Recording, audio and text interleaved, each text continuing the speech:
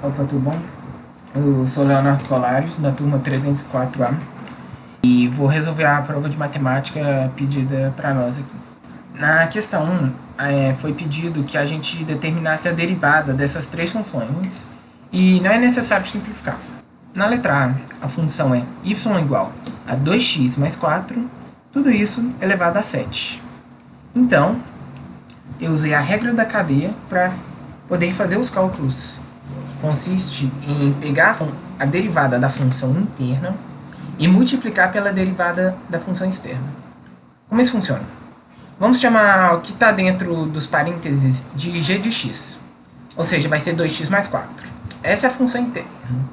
A função externa é o g de x elevado a sétima, ou seja, a gente vai tirar a derivada do f de x e do g de x, ou seja, e multiplicar as duas.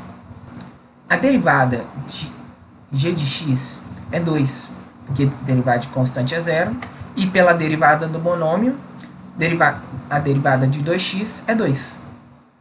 Isso multiplicado pela derivada de f, que é 7 vezes 2x mais 4, pois eu multipliquei o expoente pela base e subtraí um dele mesmo.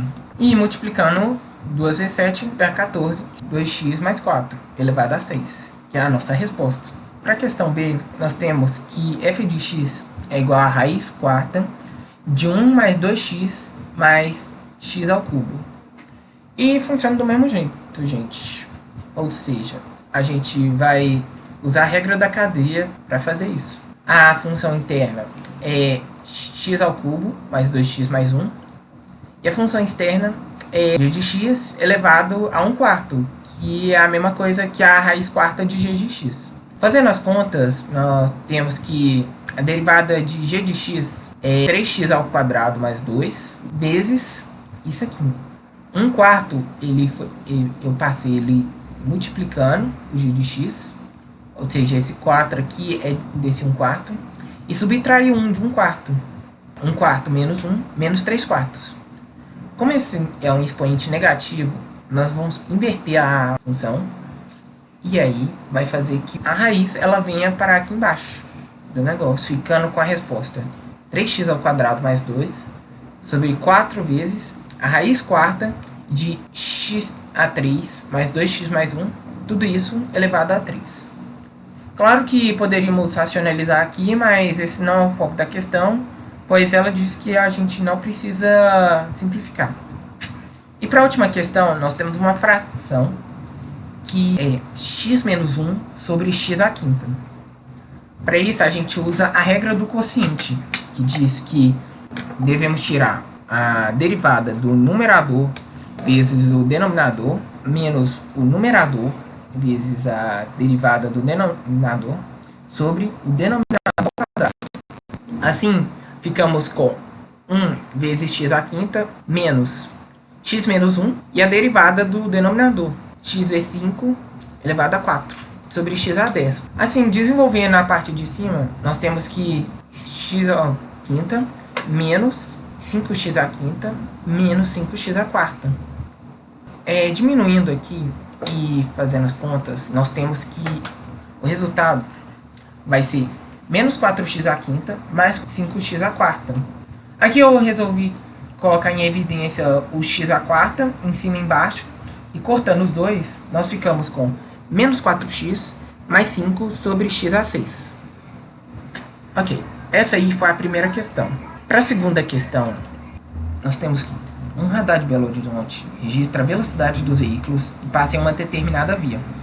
Os dados coletados mostram que a velocidade média nessa via, entre 13 e 18 horas, é dada aproximadamente pela função v de t é igual a t ao cubo menos 10,5 t ao quadrado mais 30t mais 20 km por hora, sendo t o número de horas após 13 horas. Ou seja, V0 refere-se à velocidade média nessa via, referente ao horário de 13 horas. E aí, vamos para a letra A. Qual é o domínio de V de t? Então, como a gente vai estar olhando o horário entre as 13 e as 18 horas, esse seria o domínio. Só que aqui a questão fala que V de zero é referente ao horário das 13 horas. Portanto, se 13 horas é o zero, às 18 é a 5. Ou seja, o nosso domínio vai ser que é entre 0 e 5, contando eles. Letra B. Qual a derivada de V de t? A derivada de V de t é simples de achar. Então, olhando aqui, pela regra do monômio, o x elevado a um expoente, o expoente ele desce multiplicando o x, no caso é o t, e vai diminuindo do expoente, ou seja, vai ficar 3t ao quadrado. No menos 10,5 vezes t ao quadrado é a mesma coisa. O 2 ele desce multiplicando e diminui 1, ou seja, fica só t. E aqui, pensa comigo, o t aqui implicitamente está sendo elevado a 1.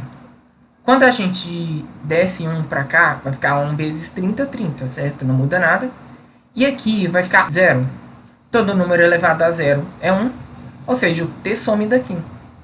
E aí fica valendo 30. E sim, a derivada de constante é 0. Ou seja, ela não aparece aqui no resultado. A resposta final é então 3t ao quadrado menos 21t mais 30. Ok. Letra C. Quais os intervalos de crescimento e decrescimento de V de t usando a derivada? Para isso, nós temos que tirar as raízes da derivada. Regra de Bhaskara normal, certo? Aqui delta menos 7 ao quadrado, menos 4 vezes 1 vezes 10, dá 49, menos 40 igual a 9. E aqui nós temos que t igual a 5 e t igual a 2. Como a gente está analisando entre 0 e 5, nós temos que entender que uma parte vai ser o crescimento e outra parte vai ser o decrescimento. Aqui eu resolvi pegar um gráfico que fica mais fácil vocês olharem. Até o 2 vai haver um crescimento e a partir dele começa a haver um decrescimento até chegar no 5. E aqui eu estou mostrando o gráfico completo, mas na verdade ele é só de 0 até 5. Então essa parte aqui é ignorada, ou seja, esse crescimento aqui não é contado, porque a gente só está olhando a velocidade média entre 13 e as 18 horas. Aqui nessa função azul, que é a função da derivada, fica bem mais fácil de ver isso. Quando nós vemos aqui que os pontos onde corta o zero é exatamente entre 2 e 5. Portanto, o crescimento ele é de 0 a 2 e o decrescimento ele é de 2 até 5. Letra D. Quais são os pontos críticos de V? Os pontos críticos, eles são aqueles cujo a derivada ela fica em 0. Como nós já calculamos aqui na letra C, os pontos críticos eles vão ser 5 e 2. Para relembrar, a derivada ela é a inclinação do gráfico na hora. Se você olhar a inclinação aqui quando a função atinge o x igual a 5, você vai ver que a derivada disso é 0. Bem como no x igual a 2. Portanto, os pontos críticos de V de t vão ser 5 e 2. Letra E. Qual o instante entre 13 e 18 horas em que o trânsito é mais rápido? Olhando pelo gráfico, podemos ver que onde a curva atinge seu pico é por volta das 3 da tarde. Já que, como o 0 é igual às 13, o 2 vai ser igual às 15 horas da tarde. Portanto, a resposta da é 15 horas. E F. Qual o instante entre 13 e 18 horas em que o trânsito é mais lento?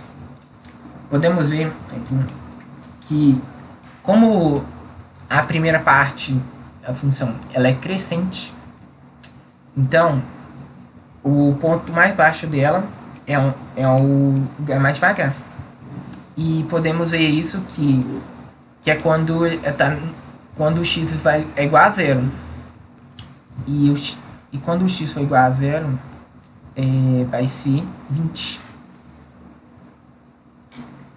O instante mais lento entre as 13 horas.